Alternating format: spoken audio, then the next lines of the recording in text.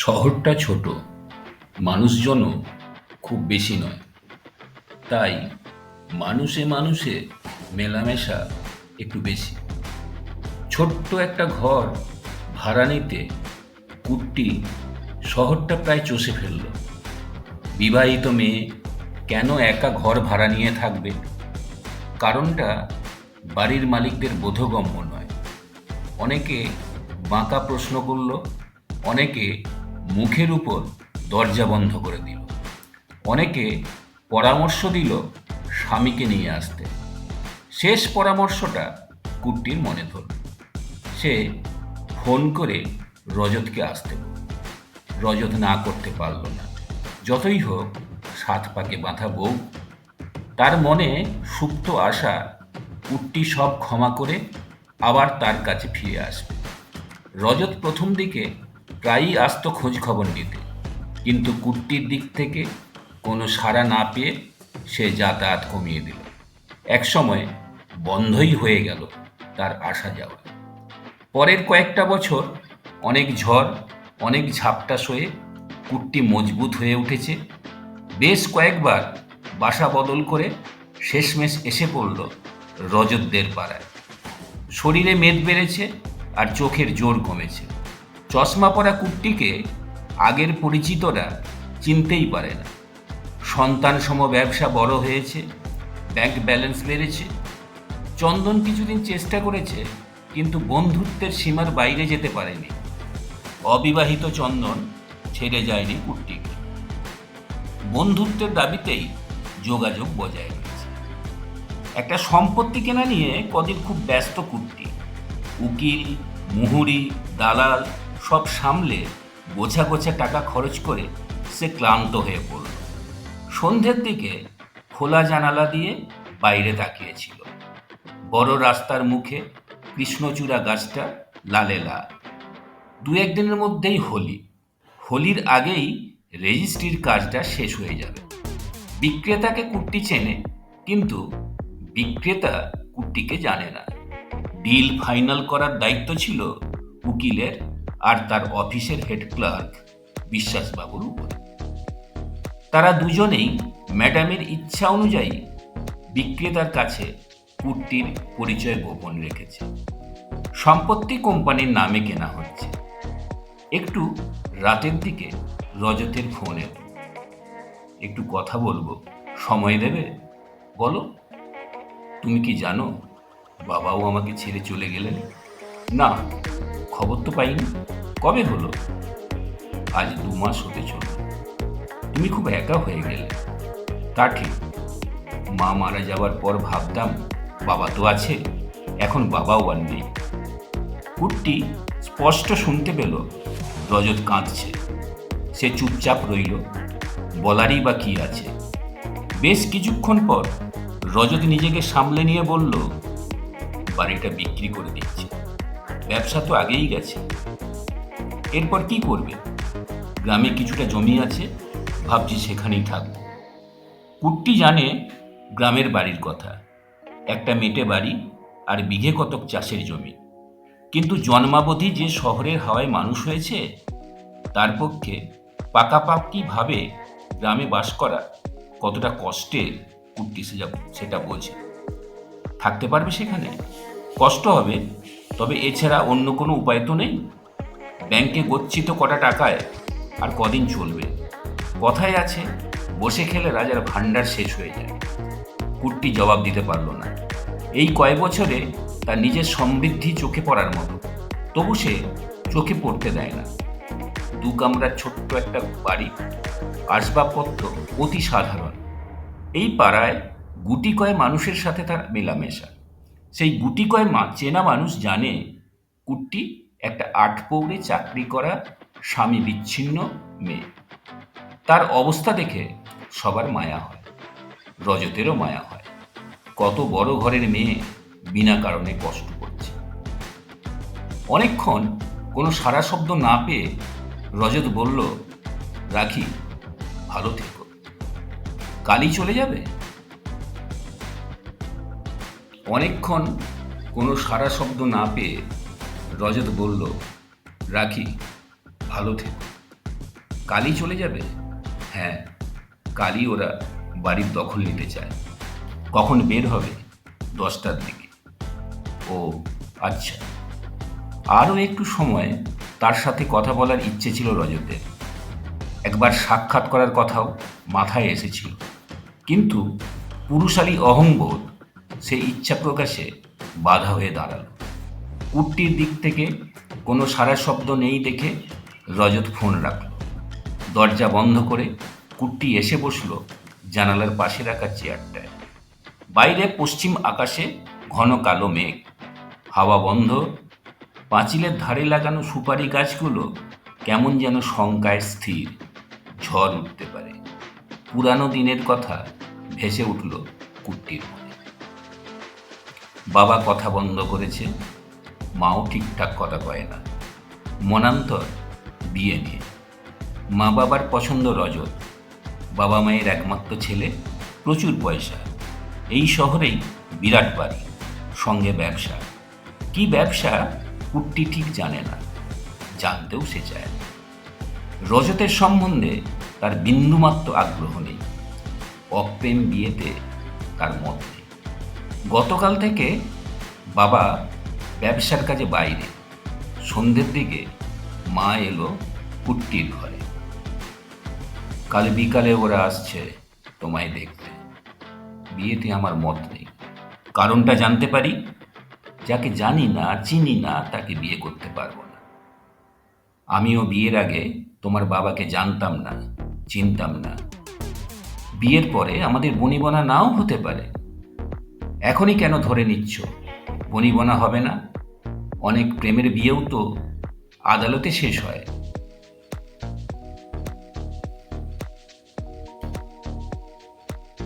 এখনই কেন ধরে নিচ্ছ বনিবনা হবে না? অনেক প্রেমের বিয়েও তো আদালতে শেষ হয়। তারা ভাগ্যহীন। গহীন। ও, তাহলে ভাগ্যে বিশ্বাস করো? এ পর্যন্ত তোমার ভাগ্য বেশ ভালো। আমার আর তোমার বাবার ভাগ্যও বেশ ভালো। তোমার বৈবাহিক ভাগ্যটাও ভালো হবে, ধরে নাও। আমি একজনকে ভালোবাসি। ভাগ্যবানটি কে? চন্দন, ওই সবজি বেচা লোকটার ছেলে। চন্দন কিন্তু বিটেক করছে জানি, কিন্তু কত টাকা রোজগার করবে? 20 কি 25? সংসার চলবে তো? আর মুখের রক্ত তুলে রোজগার যদি আরও একটু বাড়ে, তাহলেও বাবার পেশার দাগ তো মুছে ফেলতে পারবে না। সবচেয়ে বড় কথা, একজন সবজি বিক্রেতার সঙ্গে আমরা সম্বন্ধ করতে চাই না। এটা আমার শেষ কথা, তোমার বাবারও। স্কুলের হেড দিদিমণির সঙ্গে তর্কে কুট্টি কোনোদিন জেতেনি। আজ জিতবে এমন সম্ভাবনা তার চোখে পড়ল না। সে নরম স্বভাবের মেয়ে। সামান্য দুঃখের কথা শুনলেই তার চোখে জল আসে। মায়ের কড়া শাসনে সে কোনোদিন ছেলেদের মুখের দিকে তাকায়নি। 12 ক্লাস অবধি স্কুল বাসে যাতায়াত করেছে। হয় মা নয়তো বাবা তাকে তুলে দিয়ে এসেছে। বিকালে কাজের মাসি ফেরত এনেছে স্কুল বাস থেকে। শুধু দুঃখী ছেলে বলেই চন্দনের প্রেমে সে সাড়া দেয়। তার মনে হয়েছিল সে ছাড়া অন্য কেউ চন্দনকে ভালোবাসবে না। একটা সুপ্ত ক্ষোভও তার ছিল ধনীদের প্রতি, আভিজাত্যের প্রতি। সেই ক্ষোভ তাকে চন্দনের দিকে কিছুটা আগিয়ে দেয়।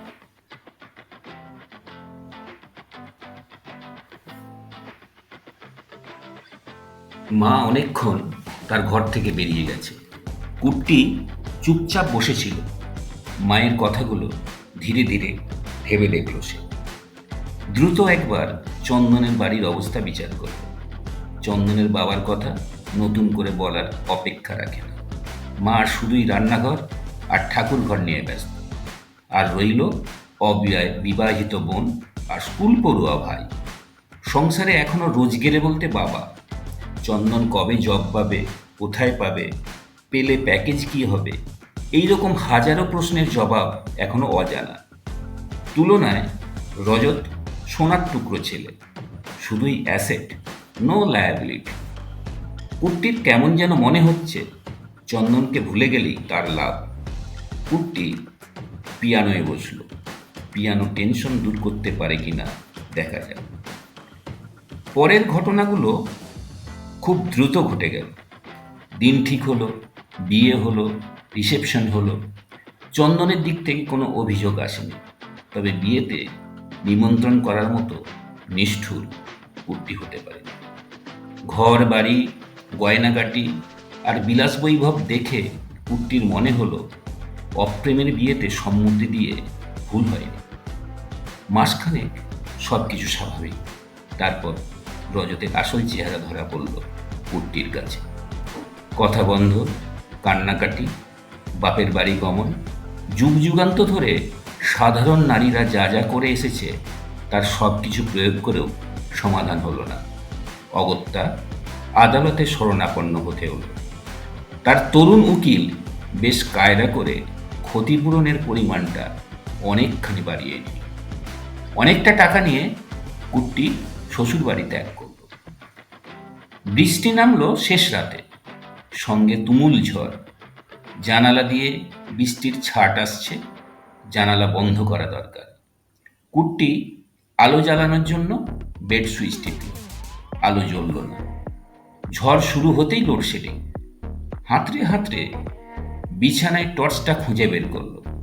ঘরের মধ্যে অনেকখানি জল জমে গেছে। তাড়াতাড়ি জানালা বন্ধ করে বিছানায় আসতেই তীব্র আলোর ঝলকানি। করকর করাত শব্দে বাইরে বাজ পড়ল। বালিশ দিয়ে কান চাপা দিল কুট্টি।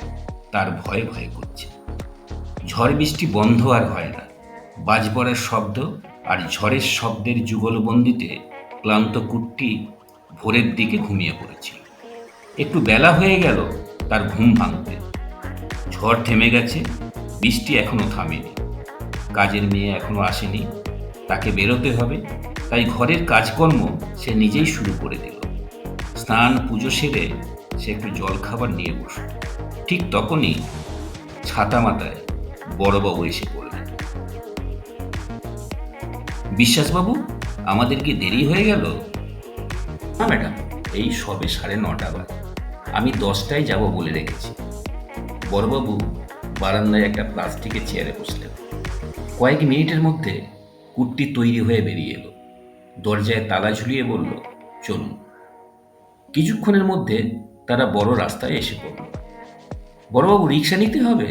না না ম্যাডাম, রিক্সা লাগবে না, সামান্যই রাস্তা। কথা বলতে বলতে আমরা পৌঁছে যাব। রাস্তা যে তার চেনা সে কথা গোপনই রাখলো কুট্টি। ছোট ছাতায় বৃষ্টি আটক হচ্ছে না। কুট্টির মনে হলো একটা রিক্সা পেলে ভালো হতো, কিন্তু এই বৃষ্টিতে রিক্সা পাওয়া ভাগ্যের ব্যাপার। শাড়ির নিচের দিকটা অনেকখানি ভিজে গেছে। ম্যাডাম, আমার ছাতাটা নিন। ছোট ছাতায় জল আটকাচ্ছে না, আপনি ভিজে যাচ্ছেন। সত্যি বড়বাবুর মস্ত বড় ছাতাটা পেলে সুবিধে হয়। শ্বশুরবাড়ির পাড়ায় তাকে কেউ চিনে ফেলতে পারে, তাই বৃষ্টি থেকে বাঁচতে আর পরিচয় গোপন রাখতে এমন একটা বড় ছাতা বেশ কাজ দেবে। কুট্টি বড়বাবুর ছাতাটা নিল। যখন ওরা গন্তব্যে পৌঁছালো তখনও বৃষ্টি ঝরছে। বড়বাবু এগিয়ে গিয়ে ডোরবেলের সুইচ টিপলেন। কুট্টি ছাতাটার সামনের দিকে অনেকটা ঝুঁকিয়ে দাঁড়িয়ে রইল। দরজা খুলে গেল। রজত বড়বাবুকে দেখে বলল, আপনারা এসে গেছেন? আসুন, ভিতরে আসুন। আমি তৈরি হয়ে বসে আছি। ঘরের ফার্নিচার যেমন ছিল তেমনি আছে, শুধু চাবিটা দেবার জন্য বসে আছি। বড়বাবুকে পাশ কাটিয়ে কুট্টি এগিয়ে এলো। বড়বাবু সসম্মানে দরজার সামনে থেকে সরে দাঁড়ালেন। কুট্টিকে দেখে রজত অবাক। উত্তেজনায় তার গলা কেঁপে গেল। তুমি? ঘরে চলো, সব বলছি। অনুমতির অপেক্ষায় না থেকে কুট্টি রজতের হাত ধরে ঘরে ঢুকে গেল। মালকিন অজানা এক পুরুষকে জোর করে ঘরে নিয়ে গেল দেখে বড়বাবু অবাক হলেন। সামাল দেওয়ার জন্য তৎক্ষণাৎ বললেন, ম্যাডাম, আমি অফিসে যাই। কুট্টির মুখ বন্ধ, সে কোনো উত্তর দিতে পারল না।